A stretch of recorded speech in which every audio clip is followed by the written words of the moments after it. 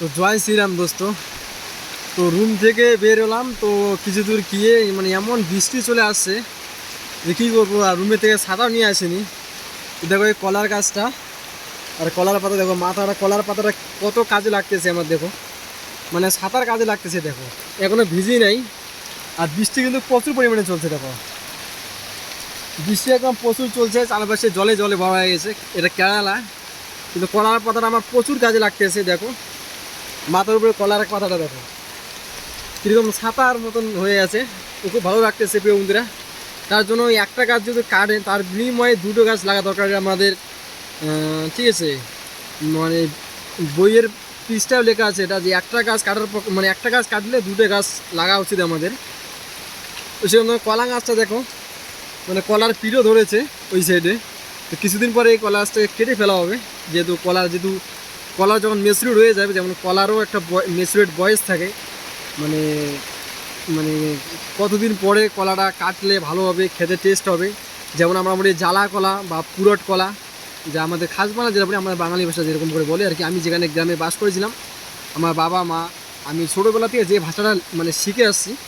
তো মানে করো মানে কলা যেমন পুরাট হলে কলাটা মানে কলার গাছটাকেই কেটে দেয়, কলার পিঠটা নিয়ে কলা গাছটা কেটে দিয়ে দেয়। মানে কলার যে ছোটো ছোটো চারা থাকে, চারাগুলো ভালো হওয়ার জন্য। কারণ কলাটা পিঠ নেওয়ার পরে কলা গাছটা কি পচন ধরে যায়, মানে গাছটা কাটার পরে গাছটা পচন ধরে। সেই পচন ধরার পরে মানে বাকি যে কলা ছোটো ছোটো গাছগুলো থাকে, সেগুলোর একটু মানে ক্ষতি হওয়ার সম্ভাবনা থাকে। যেন কলা গাছটা গোড়া থেকে কেটে দেওয়া হয়, যেন ছোটো যে গাছগুলো মানে চারা থাকে, ছোটো কলার চারাগুলো, সেগুলো যেন ভালোভাবে উঠতে পারে। তো কলার গাছটা দেখো খুব আমাকে সাপোর্ট করতেছে, সত্যি বলতেছি। তা না হলে কলার পাতাটা না থাকলে আমি বৃষ্টি দেখতাম ভিজে মুড়ে শেষ হয়ে যেতাম। মাথায় টুকটাক জল পড়েছে, মানে হাওয়া চলছে তো পাতাটা এদিক এদিক ঘোলাঢুলি করছে, মানে যে টোপ টোপ করে জল পড়ছে দেখতে পাচ্ছেন, জল পড়ছে। তো সেই টোপে মানে জলগুলো মাথার মধ্যে পড়তেছে। তো যাই, মাথার উপরে ভগবান থাকে, সেরকম আমাদের মাথার উপরে কলা পাতাও রয়েছে। যে সবাইকে খুব ভালো লাগলো। তো বিভিন্ন যারা যারা এরকম মানে ভিডিওগুলো দেখবেন, বা আমার ভিডিওগুলো যদি ভালো লেগে থাকে, অবশ্যই আপনার ছোটো ভাইটি একটু সাপোর্ট করবেন।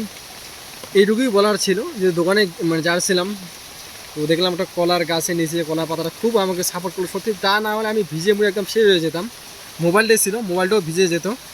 ঠিক আছে, আর আমি কেরালা থাকি, কেরালায় হঠাৎ করে কার বাড়িতে ঢুকবো, তো এরকম সে মানে কেউ চেনা না, যে হঠাৎ করে একটা বাড়িতে ঢুকবো, যে বা আবার চোর মনে করো তো মার দিতে পারে, যেটা চোর আমাদের বাড়িতে হঠাৎ করে কেন ঢুকলো।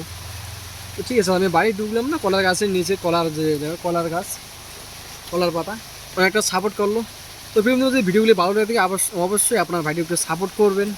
আপনার ভাইটা খুব গরিব ঘরের ছেলে, একটা কাজ করলাম, একটা দিয়ে কাজ ছুটি হলো। তো ভাবলাম চাউল নেই, তো চাউল আনতে গেলাম দোকান।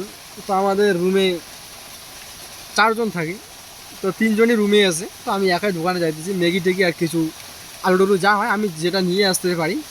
ঠিক আছে, দোকান একটু দূরে, তো বেশি ওয়েট নিয়ে আসতে পারবো না। বা চাউল নিয়ে আসলাম, চাউল নিয়ে আসতে দেখো বৃষ্টি এসে গেলো, চাউল পুরো ভিজে গেলো। তার জন্য ওরা 3 জন যদি পড়ে যায়, আমি যেগুলো কাঁচামাল সবজি রয়েছে, আলু টালু মরিচ টরুচ লঙ্কা টঙ্কা যে এগুলোই আছে, এগুলো নিয়ে আসবো। তো প্রিয় বন্ধুরা, ভিডিওটি যদি ভালো লেগে থাকে, ভিডিওটি এখানেই শেষ করে দিচ্ছি, কারণ বৃষ্টি শেষ, এখন যাবো দোকানের দিকে রওনা দেবো।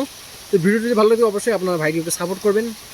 সবাই ভালো থাকবেন প্রিয় বন্ধুরা, সবাই সুস্থ থাকবেন। তো তোমরা সেটাই কামনা করি। দেখা হচ্ছে প্রিয় বন্ধুরা নেক্সট ভিডিওতে। জয় শ্রীরাম, বাই।